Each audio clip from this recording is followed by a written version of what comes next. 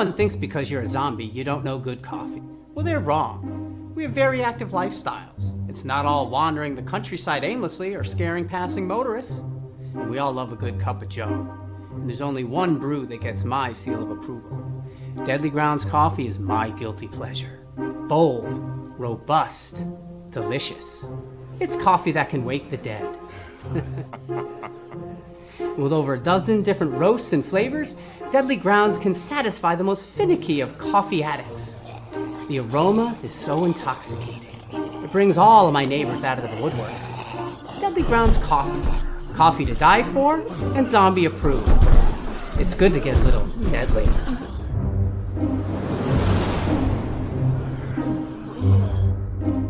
Use the front door! Oh, they're so disgusting.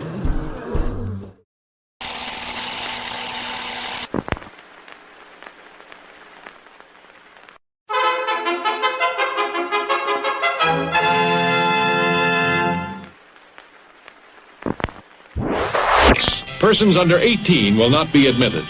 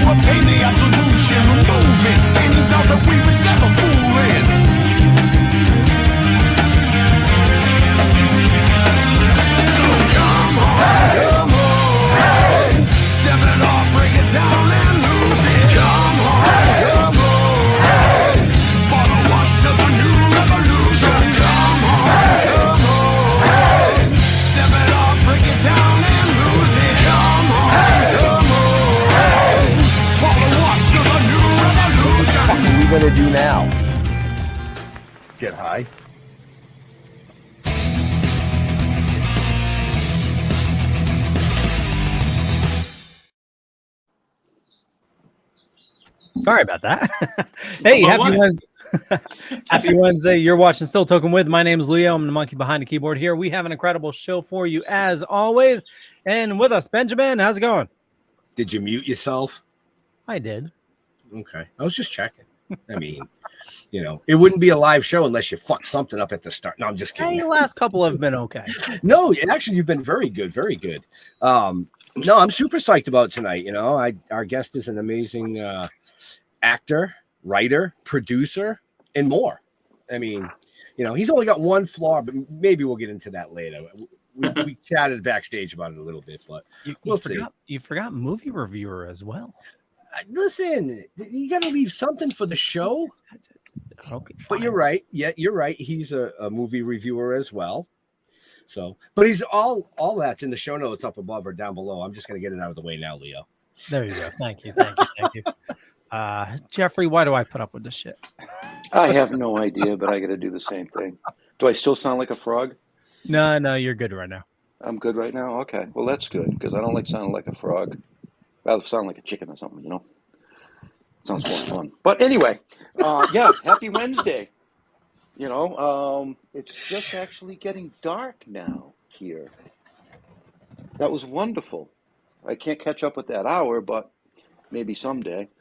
Yeah, let's just get right into this. I've been thinking about ways how I can really fuck this guy's name up, but it's so basic, I can't. Let's bring him right in. John Fallon. Oi. How you doing, boys? Oi. Doing well, doing well. How about yourself?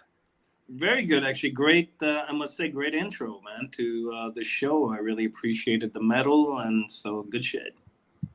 Yeah. That's all. That's all the monkey behind the keyboard when he doesn't mute himself or hit the wrong button. You know. Well, the monkey did good, so don't worry about it.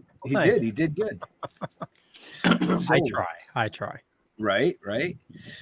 So nice hat, John. I like your hat. I want to get that. Thank right you, out of the way. Boston, by the way. Right. We have we have a good friend that does the Scully caps. That's what it is. Yeah, David Russo. Yeah. It's a Scully cap, man. Yeah. Comedian out here in Boston that has his own line of Scully caps. So they're my favorite. Anyway. When you're bald, you got to get creative with hats. And I like East Coast shit, so Scully is my best friend. You like East Coast shit other than the hockey team?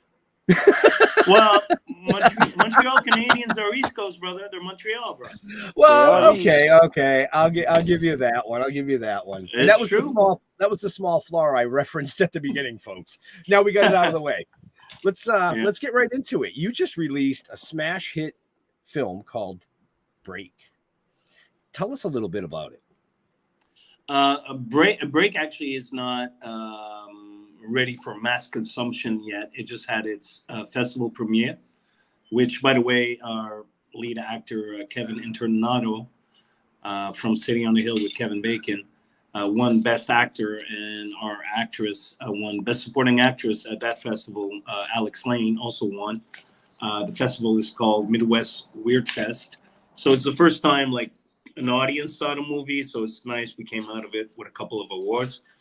Right now, the movie is we have offers on the table. That's basically for you people who don't know how this whole process works. You make a movie, and then you try to sell it to distributors who's going to put it out there. So now distributors are seeing it. We got a bunch of offers on the table, and we're at that stage right now. If I had to guess. I think the movie will come out early next year, first quarter, just by how things are going right now. But no, I'm pretty happy, man, and I'm very confident with it, and I hope people enjoy it when they see it. Right. Now, you wrote and directed it, correct? I co-wrote it with Kevin. I directed it, I produced it, and I actually wound up also acting in it because my first background within the industry is as an actor. So I started off as an actor, graduated as a script doctor, then a screenwriter, then a producer by necessity, and my holy grail was always directing. So this is my second feature that I direct. So I just kept, basically, I do everything. So yeah. Nice. So pretty much I do everything. Yeah. I do it all. It says fluffer, the whole shebang. I fluff. I do the whole shebang. Kevin's a good dude. We had him on about 5 years ago for Bad Frank. Yeah. No, I've known Kevin pretty much around Bad Frank. Actually, that's where we kind of met, and he's just what can I say, man? He's like an amazing actor. And I was really happy for him in terms of, because I saw, when you see the movie, you're going to see pretty much halfway at the half mark of the movie, he's shirtless the rest of the movie. And, and I was like, as a director, I'm like, bro, you really want to go shirtless, man? That means you can't eat, you can't, he's like, yeah, we're going to go. So, kudos to him. He's a very, once he gets in that zone, he gives it a 1,000,000%. And when people see the picture, they'll see that, it really shows in his performance. So I know it's on the table for distribution, but are we allowed to play the trailer? Yeah, you're allowed. Yeah, you got my allowed to play the trailer? Yeah, go ahead. So why don't you, as the writer, director, actor in this, bring the trailer in for him? You want me to pitch it? Okay. Sure. Hey. Oh, how you doing? John Fallon over here. Here's the trailer, the sales trailer for Break. Enjoy.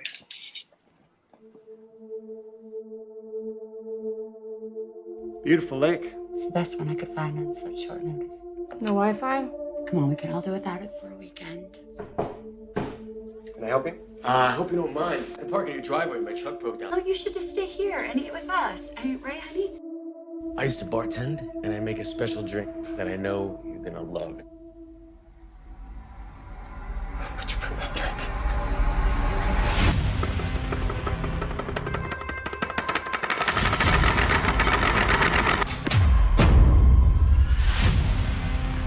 I'm really sorry about how this is gonna go down. I'm gonna hurt you. And your mom. A real man would just fess up to his sins. A real man!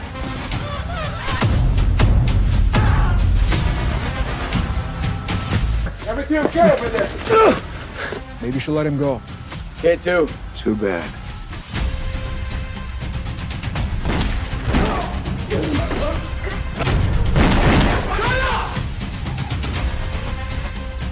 Stab him!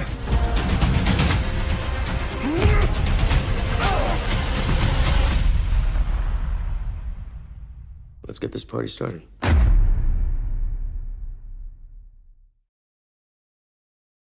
Nice. Right? It's Right. a family I love- picture. It's a family picture. Yeah. It's definitely a family picture. I love the little quick jab to the mother. Pow! Yeah. Oh yeah. Out I of was nowhere. like, you know? oh, yeah, this is definitely something I've got to see. It's got a Awesome. lot of fight scenes and blood in it. It's of course a trailer. You know, a trailer sells. You know, the purpose of a Right, trailer right. is to sell. It's actually a very cerebral film. There is actually a lot of dialogue, which, you know, when it came time to direct it, my first film, The Shelter, with Michael Pare, was borderline a quiet film. You know, a one-man show. I don't know if you guys heard of it or not, Inconsequential, but it was a very different animal than Break. Because Break, there's a lot of dialogue, and I'm like, how the fuck can I shoot dialogue scenes and make them interesting visually? Because to me, filmmaking is a visual medium first and foremost. Right. So I did my best with the very little time that I had to shoot the picture, and overall I'm very happy with it. But yeah, no, it's very violent, it's very brutal, but it's also very intelligent and has something to say. So it's not like, you know, tits and blood kind of movie. It's got shit. It's got shit to say, and it's funny, if I may, you know, the script is the script, and then what we did on Break, we shot it in sequence because it made more sense when you shoot on a low budget in terms of continuity, and also for the actors to, you know, to hit the moment as, you know, their characters go through what they go through. It made more sense to shoot in sequence, but the thing that I did not anticipate that would happen is as we went in sequence, then the last act of the movie didn't make any fucking sense anymore to me. So I woke up like 2 a.m. in the morning and started rewriting the last act of the movie because there was a new subtext that showed up due to Kevin's work, Nick Bailly, who plays Kevin's nemesis, if you will, to their work, where it also became alpha male versus beta male, or beta male pretending to be alpha male. And I love that thematic that just came out organically, you know, just led the whole fucking artistic process. So I'm like, yo, I got to rewrite the ending. So now there's that extra layer of subtext that added to the picture. Wow. Very cool. Now, do you consider that a horror thriller or like a psycho thriller? More like a psycho thriller. I mean, there's moments, as it's hinted at the trailer, but it gets a bit uglier. I mean, the trailer is rated, you know, PG-13, but the movie is a hard R. The brutality, you know, we go pretty high up with it, and also sexual content that's out of line. That was actually my philosophy on the set. We don't have much money. We don't have Tom Cruise, so let's go all in. You know, let's go all in. You know, the violence has to be violent, and the disturbing scenes have to be as disturbing as I could make them, because that's what I got. Those are the cards I got. So let's play them. You know, so that was my rationale. Wow. Now, how long did it take to film? 14 days. Wow. Really? Pretty good. Dude, Wow. no, nuts. No. Yeah. I keep saying it. It was a suicide mission. It was a suicide mission, this movie, but I was thankfully really well surrounded by fantastic actors who were on the ball, a fantastic crew, a great DP.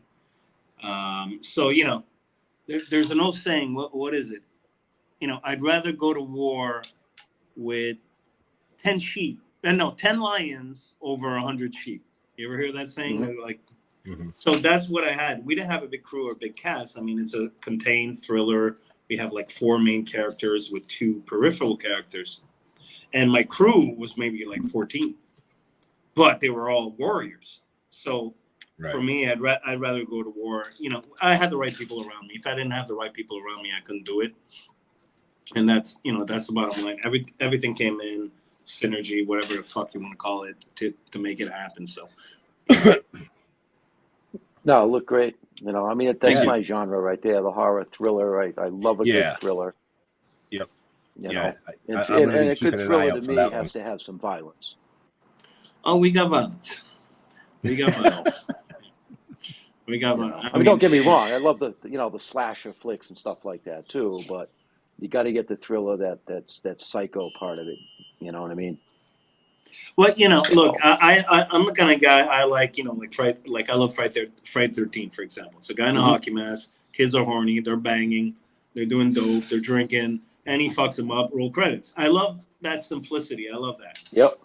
But I also love shit that's like Cape Fear, for example, was an inspiration for both Kevin and I, where everything's not black and white; it's gray.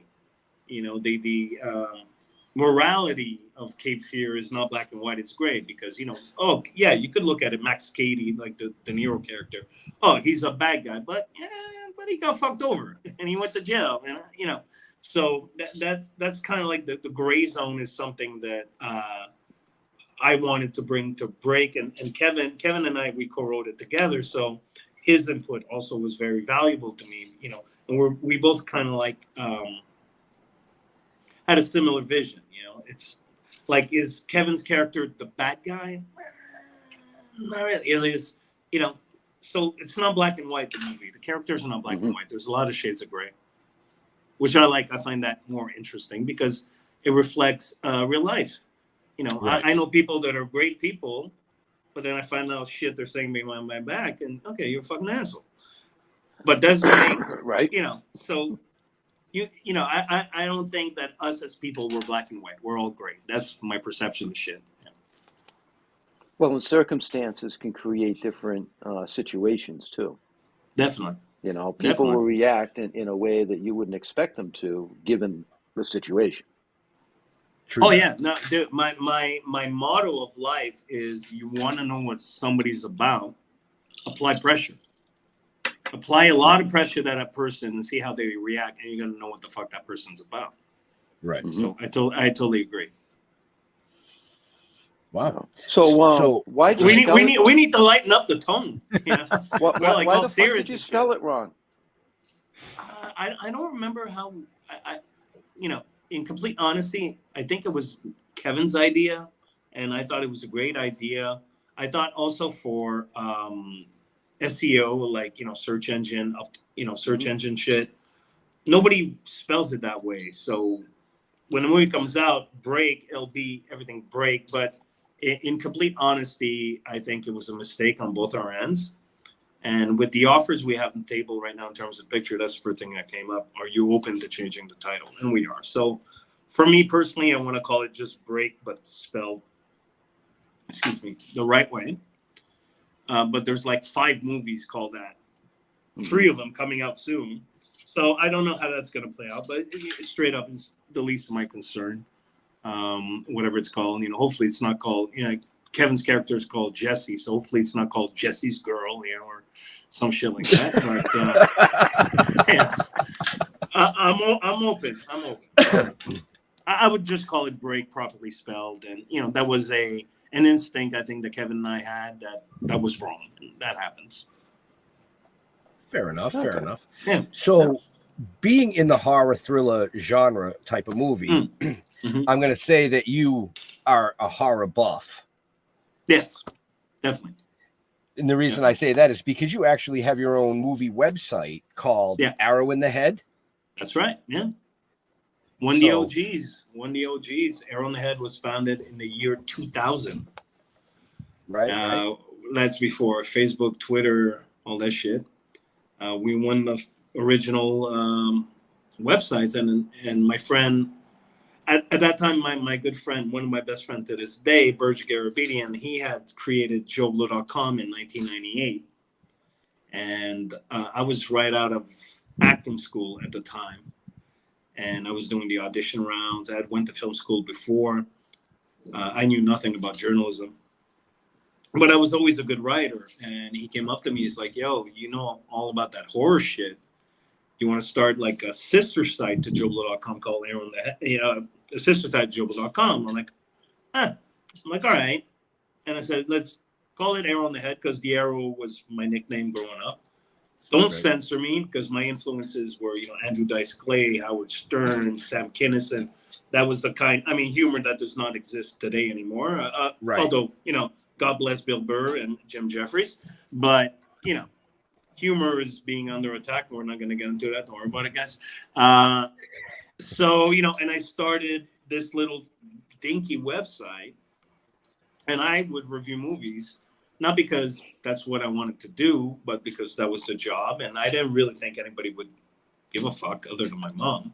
And even she didn't give a fuck. So, whatever.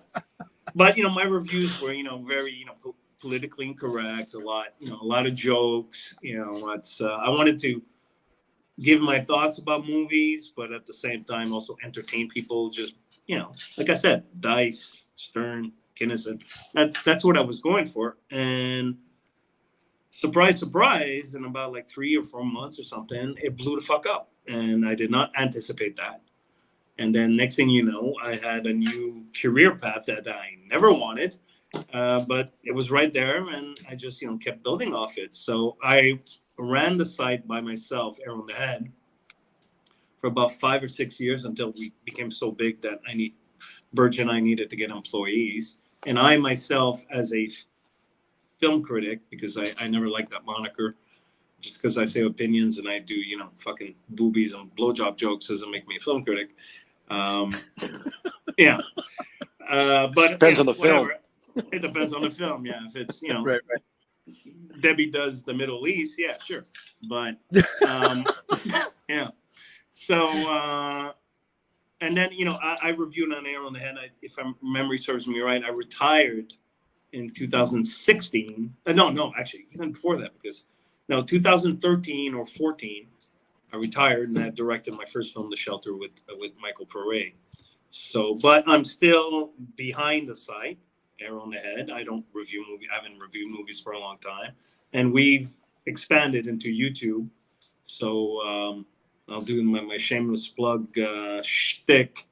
If you want like cool behind the scenes stuff about movies, horror movies, go to Joe Blow Horror Originals on YouTube. If you want to see me talk shit about movies, my co-host Lance Velchek, I'm doing a shtick a bit like you guys. Go on YouTube, The Arrow on the Head Show. And if you want to see free movies, because that's another thing I started doing with Burj Garabedian and Joe Blow, we're licensing films now. And we're putting them on YouTube for free with ads. So it's called AVOD. Go to Joe Blow Movies and Joe Blow Horror Movies and get your fucking movie on. So there you go. Right. And you can find that where, Leo? I think, didn't you mention it already? I think in I the show notes. In the show notes YouTube. up above or down below, depending on where you're watching or listening to us. Thank you. Yeah, go on. It's all on YouTube. YouTube's our... Yep. And all those links, folks, are in the show notes, like Leo just said. Nice. So yeah, man, I've been kind of blessed and cursed that I've actually worked pretty much every facet of the film industry. Correct. Yeah. Correct. Now, do you have a favorite horror flick? Yeah. Oh shit. Yeah. No. I mean, look. For me, the first horror movie I ever saw was the original Evil Dead by Sam Raimi, and the second horror movie I ever saw was Nightmare on Elm Street by 1984 by Wes Craven. And those two movies are really the reason why I started loving horror. Favorites? It's. I hate that fucking question. No offense, boys. It's just there's so many. Well, it's a There's hard so many. question. It's a hard question. There's so many, but like I said, I love the usual suspects. I'm gonna try to find something obscure. Lost Highway. I love Lost Highway by Lynch. Not really horror, but there's enough horror to qualify it as horror. I love a lot of early Dario Argento, so that's like Italian cinema, like Tenebra, Opera, Suspiria, whatnot. I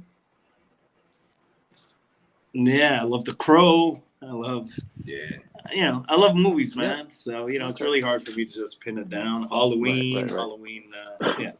Now what about comedy horror? Do you get into that at all?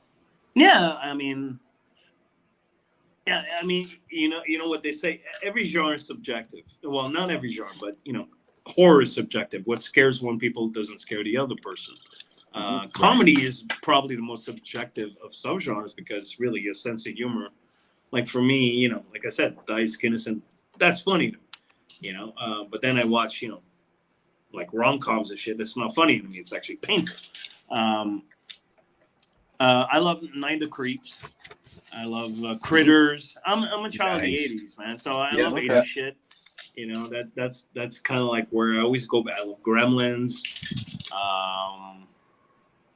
Comedy, horror. All the big Waxwork. Yeah, Waxwork and shit like that. Yeah.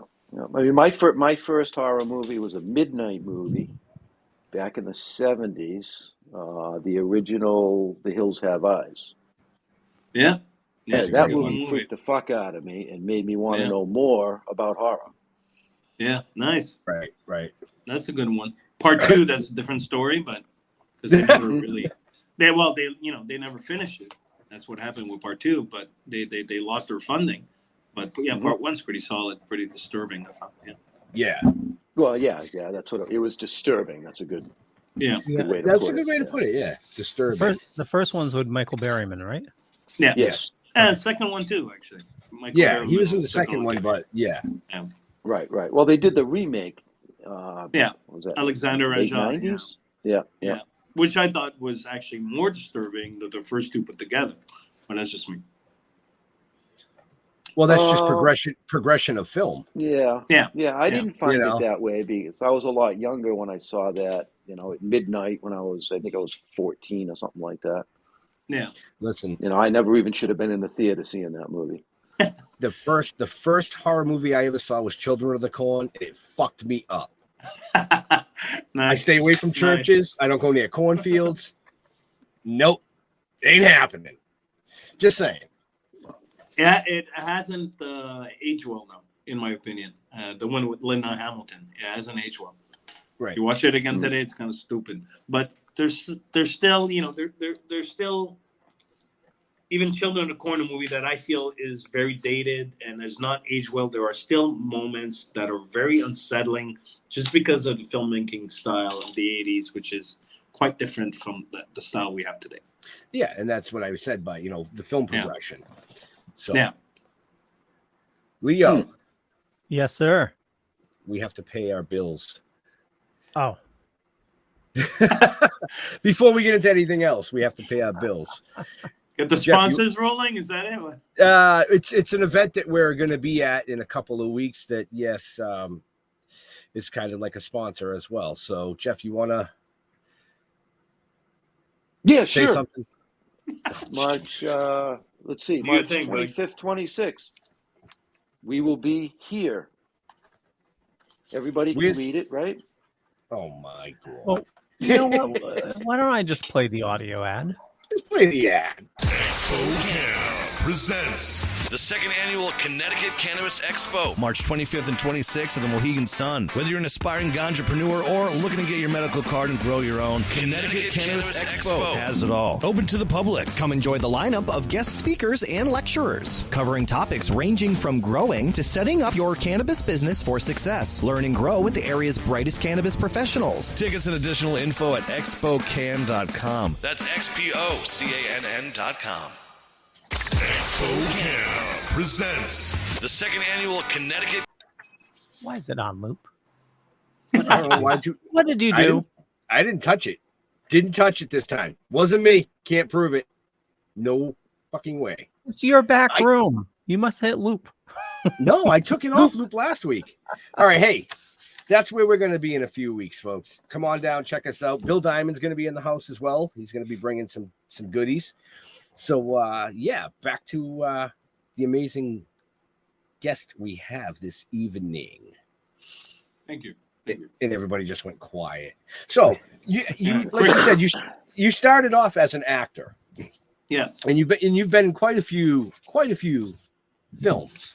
Yeah. One of my favorite of all times, even though it was unaccredited for you, was fucking Rollerball. Ha! Shit, you're going fucking far. Yeah. Oh yeah. Like Rollerball is one of those movies that I don't give a shit when it's on or what I'm doing. I stop You're talking what I'm about doing. the And Rollerball remake. No, I'm talking about Rollerball. Okay, I was in the remake, bro, and the remake's a pile of shit. So. Oh well, it doesn't say that. Fuck James Caan. Fucking James show Caan, notes. Yeah, it's a great fucking movie. Yeah, great movie. But yeah, the remake, I was like, whoa, this guy's a fan of the remake? That's weird. No, forget it. Well, he is weird. Next film, fuck that one. Death Race. Let's move on to Death Race. Death Race was cool. I played a skinhead. Yeah. So, tell us. I mean, you've been in a ton of shit. So, come on, somebody else here talk. What the fuck? Well, it's I've been in a ton of shit, but it's not like pretty much. When I started acting in French actually at first. I speak French. I'm from Montreal, Canada. Alors je parle le français, and I started doing French TV shows, and I eventually had my own show, a variety show where I'm like a host and kind of shit. But I was young, I was dumb, I was angry, so I kind of fucked that up.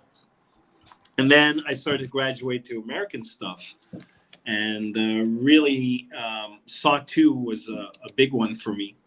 Mm-hmm. I had 3 or 4 days of shooting, but it did good stuff for me. And 100 Feet by Eric Red, who's the gentleman who who's one of my best friends actually, who wrote The Hitcher and Near Dark, directed Bad Moon, Body Parts, or whatever. He put me in 100 Feet with Famke Janssen and Bobby Cannavale. I had a scene with both of them, and that was like a huge thing for me.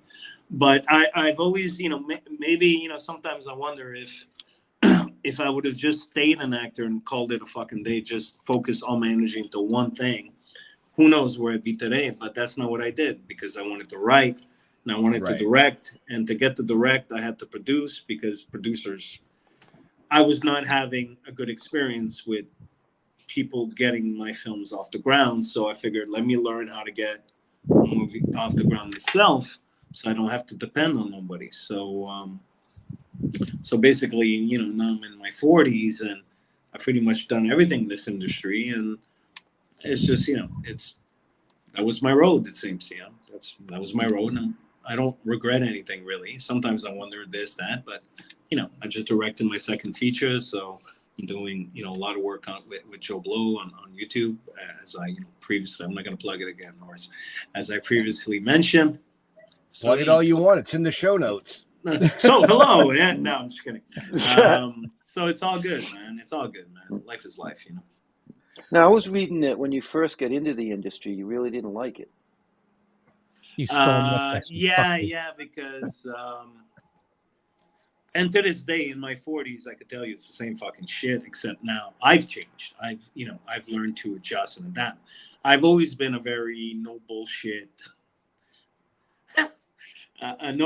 straight to the point kind of guy. And that's the complete polar opposite of the film industry, because film industry is bullshit. It's not straight to the point. Loyalty. I say this all the time to anybody who'll listen to me. I know, bikers, or people that are, in organized crime, that have more values and loyalty than people in the film industry. The film industry is a bit like, to me anyways, my experience within it is the same thing as scumbags, but without the repercussions. Because, when you're running with bikers, you're running with, people that are connected, and somebody fucks you or fucks them, legs get broken, things happen. in the film industry, the same things happen, but there's no repercussions. So it keeps happening and happening. Oh, bring me to court. Yeah, because everybody's got, X and X amount of money to sue your ass. No, they don't. So, yeah, the film industry is organized crime without the repercussions. That would be my best description of it. And it took me a long time to adjust my personality to it. That makes sense? Did you succeed? Yeah. I think so, yeah. To the best of my ability. Yeah, I mean, at first it was a bit rough, but I'm so not saying shit. But yeah, at first it was a bit rough, but I learned as I grew, and as I went along. So now today, no, I get it. I know how to navigate it. I know how to. Yeah, I know how to live within it, if you will. But at first, in my 20s, even early 30s, and I came from a different world than this world. No, it was tough. It was tough for me, definitely. That's his answer. He's sticking to it. Yeah. Yeah. Yeah, but it's a very you know what is the only industry that I know of where people will throw their mothers under the bus to make something happen, because it's so difficult. There's other industries that do the same thing. I'm sure there are, but I'm speaking from my own, personal experience, because it's so hard to, unless you're a butt boy for fucking Warner Brothers or New Line or whatever, like the big boys. Unless you're under the umbrella of the big boys, if you're working independently or anything. It's so fucking hard to get something off the ground. That people get conditioned that whatever, man. I'll do whatever. I could do so many dirty jokes right now that I won't do, but that's where it gets. And I've seen it. Not only have I seen it, it's happened to me where people that I considered to be friends, brothers, betray me for what they thought was going to be, money or this or that or that. And of course, it always goes the other way. But so it's tough business for a person like me to navigate. How about that? But I'm done all right. Okay. Yeah.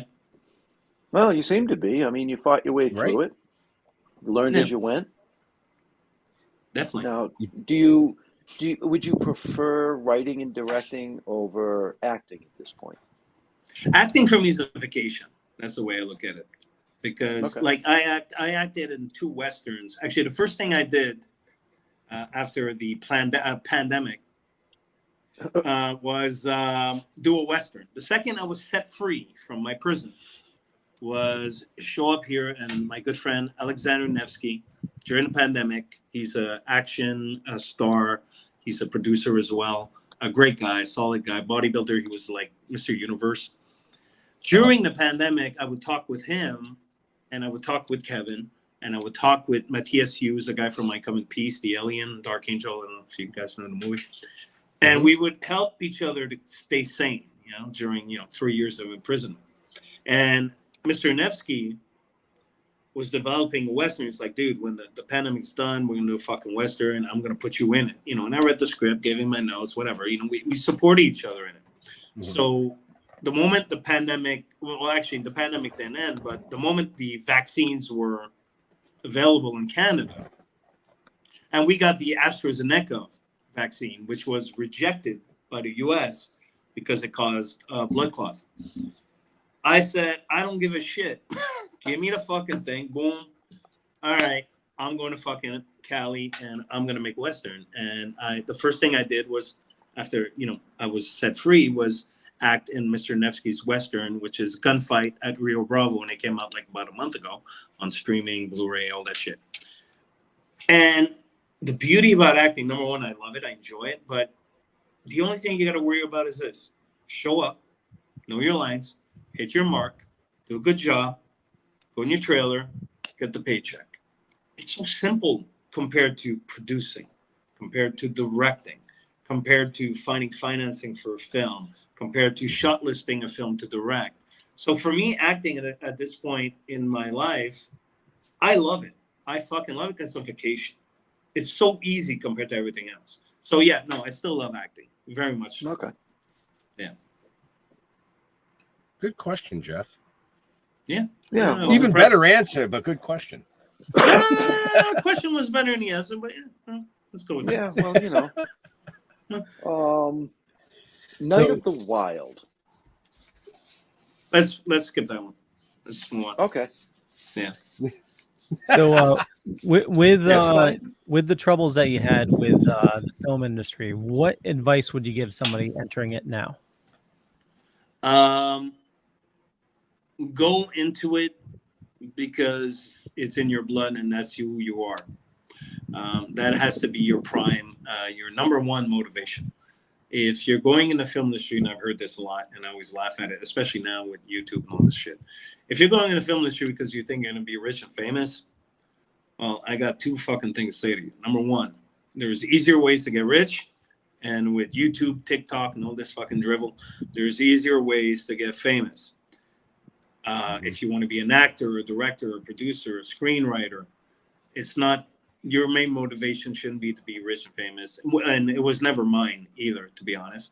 It's because it's who you are and you need to do it. It's almost like you don't have a choice. You don't have a choice because it's who you are and we only have one life and we're going to die in like whatever the fuck time. Might as well do what you love or attempt to do what you love. So my advice is that, and also remember that talent is secondary. Who you know is number one. So network, network. Go to festivals, go to parties, go meet people, shake hands, be charismatic, make friends. It's one thing we've always done is network very well. Yeah, it's key. It's a huge thing. It's a huge thing. Yeah. You got to get your face out there. You just got to, it's who you know. It really is who you know. Who you know is more important than how great you are. Like in terms of any art form, who you know is number one, in my opinion, of course. Very good. So I know Leo. I'm just saying. Yeah. That won't get you far. Hey. I don't know. 4 years later, we're still rolling. Yeah, unless you want to come work in the insurance industry. I'm good. So, John, you still boxing? You still box regularly? Oh, see, now he stole my question. Nice. Not since I moved to California. Not since the pandemic. Before the pandemic, I was. So going to the gym and everything like that. And then the pandemic happened, but I had my, my bag in my basement, still, hitting the bag, doing some shadow, whatnot, jump rope. Then the pandemic ended and I got here in California and I haven't picked it back up. I also got, I don't know how old you guys are, but I'm in my 40s now, like mid 40s. And, I got a tennis elbow over here. I got a bicep, what was it fucking called? Tendonitis over there. I got, so I'm like breaking apart, which kind of sucks. So, but I still shadow. I don't have any bag around where I'm at. There's no gym. But I still shadow and, do jump rope and stuff. Okay. All right. But, I enjoy it. And I teach my chicks kid, we hit the pads, throw some hands. So I'm going to be 60 this year. So trust for me real? when I say, yeah, for real. Wow. Okay. Trust me when I say that bicep tendonitis, be careful of that. And I'm just going to leave that there. After no, don't leave months. it there. I need some fucking guidance over here, man. I'm fucking curling 5 pounds where, my other hand I'm curling like 50. So any tips, I'm totally open to I had a life of construction. Ben knows that. Yep. But at 59, 60 years old, you might want to get somebody to help you pick up that 3/4 inch sheet of plywood. Because otherwise you're going to hear a very loud pop. That's my recommendation. And be in fucking surgery and out of commission. Don't be afraid to ask for help. I don't want to do surgery. That's the thing. So I've been doing physio and, obviously I'm not training the biceps. I'm training, the triceps and, but yeah. Well, literally I'm curling 5 pounds, guys. 5 pounds, man. Yeah. 50 on the other hand. What I learned about going through that whole thing was that your bicep muscle or any muscle in your body could be as strong as you want to make it, but the strength of the tendon and how it's attached, you have no control over. Right. And that's the problem. Yep. You know what I mean? Yep. I mean, because you don't, you you don't tear the Jeff. muscle, you rip the tendon. Is basically what happens. Yeah. And that's Look at no Leo. fun. So he's like, what the fuck does this have to do with anything? No, I remember him telling the story and just like I'm a very visual person and just him. Yeah. I remember. Oh, you remember when I said, "Oh, my bicep was up here under my armpit"? Yeah. Like holy fuck, no. Yeah. I mean, like John said, you mean you're in your 40s, and this hurts and that hurts. I just turned. I'm going to be 51 this year, and I'm not kidding when I tell you it takes me 25 minutes to fucking stand up in the morning to get out of bed. It's a life of construction. When you beat the shit out of your body doing certain things, even acting, it catches up. Because right? It does catch up to you. And you can try to stay in shape as much as you want. Like Jeff said, it's just there's certain parts of your body that, tough shit is what it says. I'll talk to you guys about something after the show. I don't want to put it live, but we'll talk. Let's move on. Right. But we are here to talk about your kick-ass film that's out for distribution right now called Break. Yeah. And this is for all those stoners and people that joined us late, because they do that. So we do have permission to play the trailer, and I think we should play it. I think we should play it again. Go for it, man. I could watch it all day. I'm looking for the button. Hold on. Push the button. Push. It's the fucking button. It says trailer. There we go. Beautiful lake. It's the best one I could find on such short notice. No Wi-Fi? Come on, we can all do without it for a weekend. Can I help you? I hope you don't mind. I park in your driveway. My truck broke down. Oh, you should just stay here and eat with us. I mean, right, honey? I used to bartend, and I make a special drink that I know you're gonna love. Would you put that drink?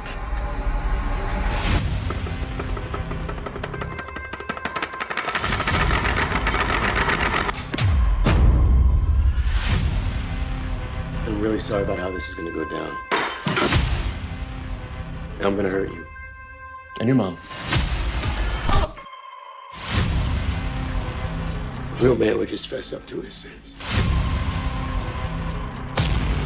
A real man!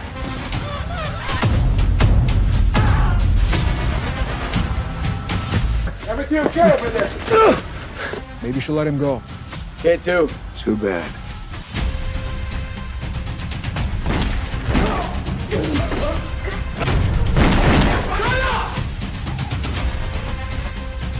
Stab him!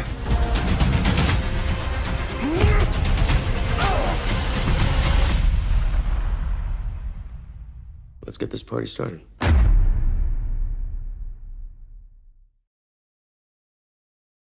Nice.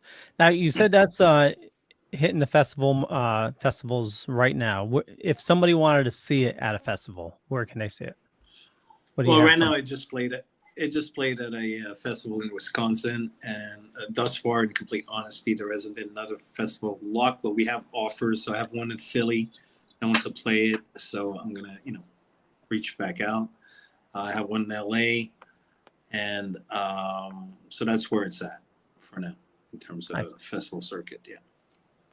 Right. And if you really want to see it, folks, like I do, you're just going to have to follow along with the show notes up above or down below, and you'll know when it comes out.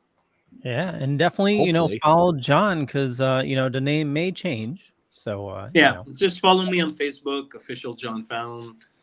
That's pretty much, I'm old, so I like Facebook more than like Twitter. Actually, I deleted my Twitter. I can fucking stand that shit. But, I'm on Instagram, and I'm on, I can't stand Twitter, dude. Although since Musk took over, it's a little bit better. But Instagram, official John Fallon, Facebook, official John Fallon. But my Facebook is really where, you can really keep tabs on me because I'm old. So, and those are in the show notes. up above or down There below. you go. I can't wait. I'm gonna print out those fucking show notes, man. I can't wait to see them. Yeah. See, I'm so old. I never even started a Twitter. Good on you, man. Good on you. I could. You fucking didn't care miss less. much. You didn't miss much. No. Trust me. The best thing I ever did was delete that fucking thing. But anyways, let's move on. Yeah. It's circling the drain anyway, you know. Right. It's just everybody's just complaining about everything.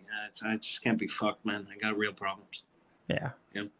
Yeah. That I foresee Facebook going down as well at some point. You know, it's every now and then, like all the social medias change. You know, MySpace went to Facebook, and then Facebook, Twitter. And, and it's okay if that happens, because our show will continue on, and you can start to find us at Red Coral Universe streaming live.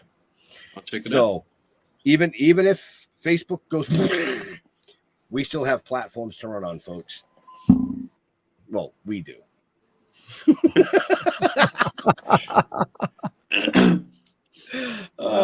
But as a director, you've directed, you've directed a couple of full-length feature films, but you also directed, from what I read, a music video to a hit song called "Gasolina" by Daddy Yankee. Daddy Yankee, yeah.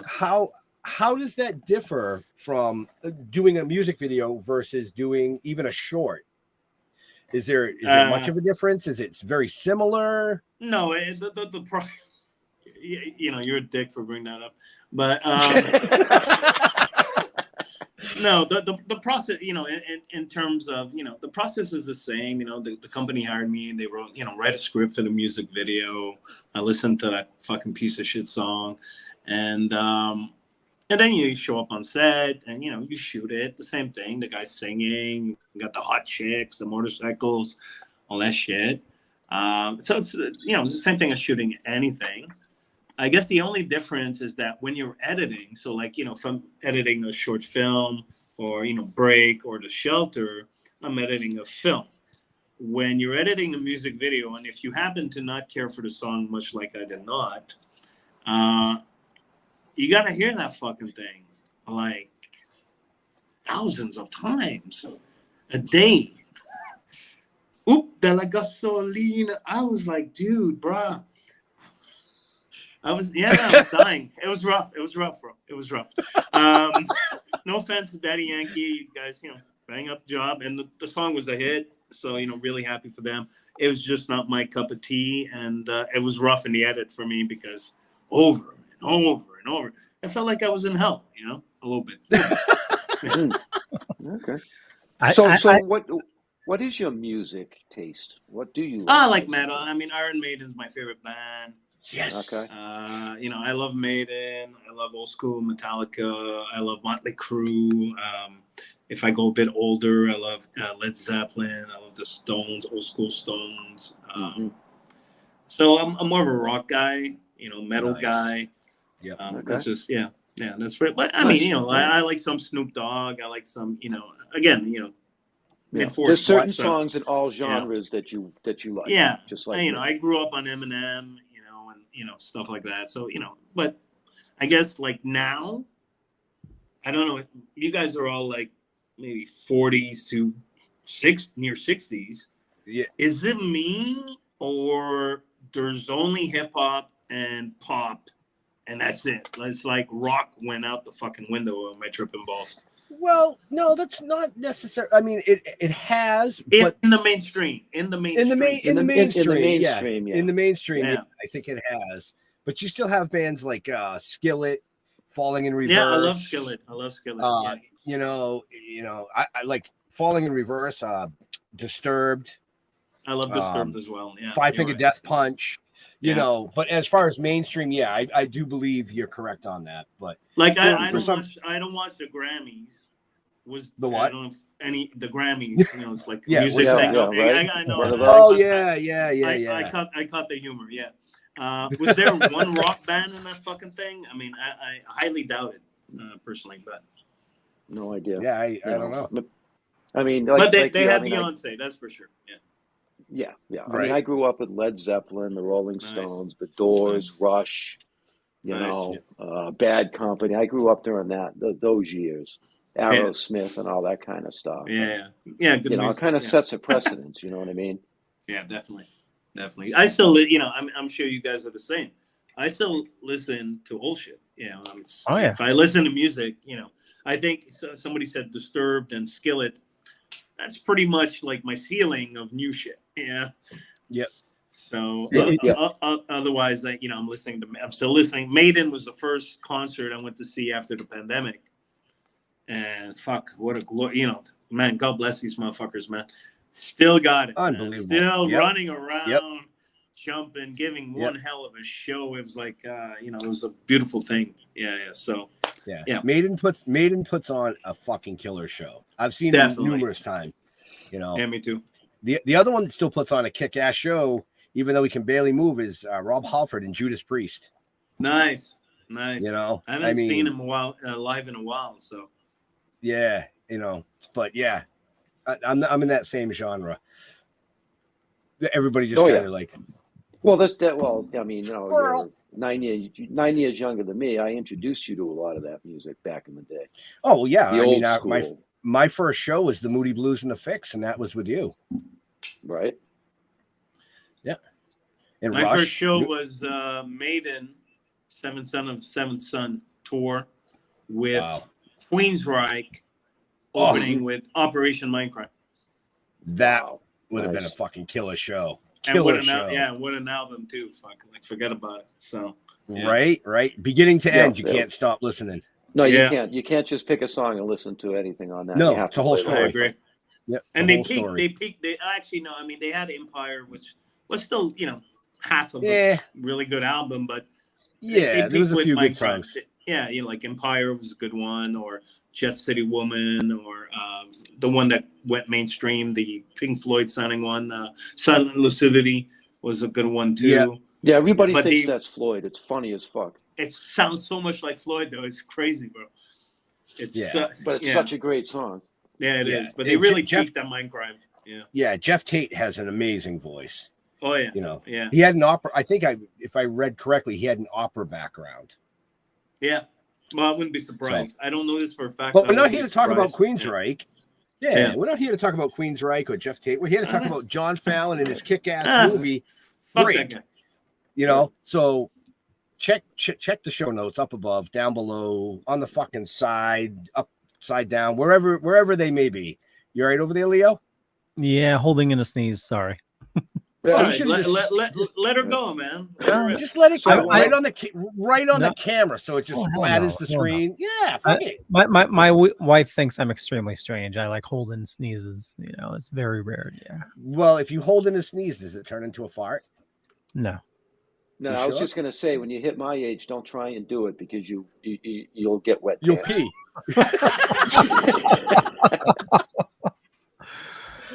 So we only got about 2 minutes left with this amazing guest. So if there's any questions or comments over in the chat that want to, you know, fire them away. If not, I'm going to turn this over to Leo because Leo likes to do his.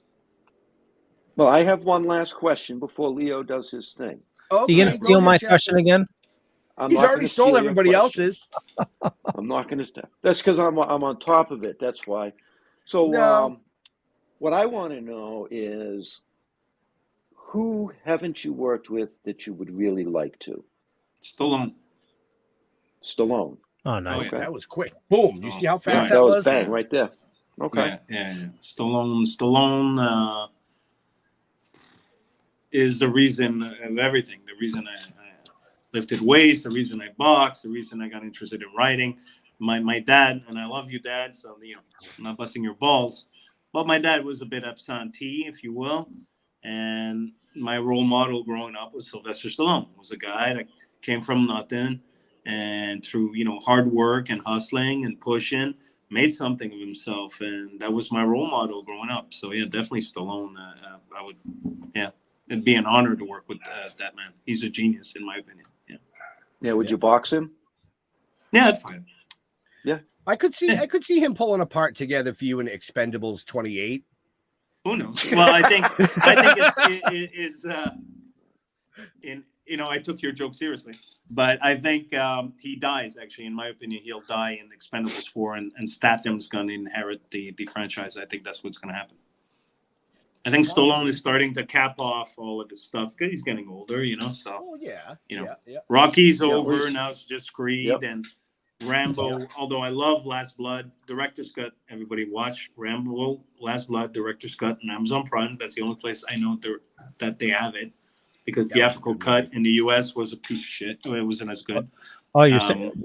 Back up a second. You're saying the director's cut was a lot better? Oh yeah, definitely. When they did, Lionsgate did a weird thing. They obviously did not believe in Rambo Last Blood. So right before it's released, they cut out 25 minutes of it. So the whole prologue is gone. They shaved down some of the violence. They shaved down some of the subplot. Yeah. So when I saw it in the cinemas here in North America, because the rest of the world, they got the real cut, the director's cut. Yep. When I saw it in cinemas, I'm like, eh. But then they finally released the cut they released in the rest of the world, which is the director's cut on Amazon Prime. And where it has like the whole opening with Rambo saving these people from a flood, and there's more development in terms of his PTSD and stuff. A much better movie. So if all of you that saw Rambo Last Blood in the cinemas in the U.S. and like, well, give the OG cut on Amazon Prime a shot with 25 minutes more, and trust me, it's a much better movie. Oh, nice. I'm going to do that. Yeah, I saw it. I love Rambo. Me too. Big Stallone fan, growing up in the 80s and whatnot, Stallone, Schwarzenegger.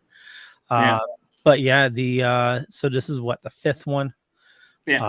It was kind of meh. The one before that was friggin' phenomenal. Yeah, 4 was awesome. In Burma, that was insane. Oh, yeah. The end of that with the 50 cal? Yeah. Holy shit. That exploding arrow taking that guy out in the head. Oh my god. Oh yeah. That was great movies. Yeah. But I'll give the fifth one a try again. Yeah, give it another shot. Nice. We're here to talk about Break. Extended cut, by the way, on Amazon Prime. Break. Cut. Okay. Break's probably again gonna come out early next year, in my opinion, just by how distribution is going, the sales and everything like that.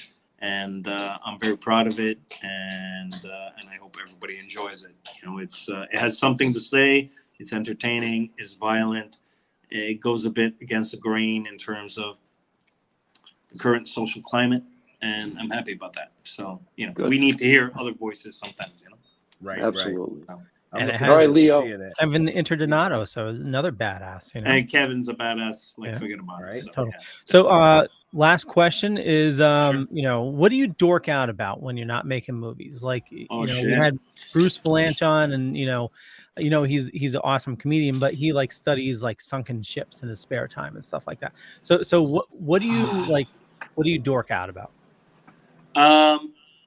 Actually, okay, I'll try to make it really short, but my first film, The Shelter, is like supernatural drama with a lot of Christian undertones. It's kind of like the Book of Job if it played like a horror movie. That's my first film, The Shelter, with Michael Pare. And that kind of sent me on my way to explore theology. And my second film was supposed to be this film called Heretic, which is about the Knights Templars, which were soldiers that fought for the church. And Heretic was lined up, had a lot of money. We were going to shoot in Armenia. And then the pandemic hit, and it hurt us. But then there was a war in Armenia from the Muslims against the Christians, and the Muslims won, and the war happened where all of our locations were locked.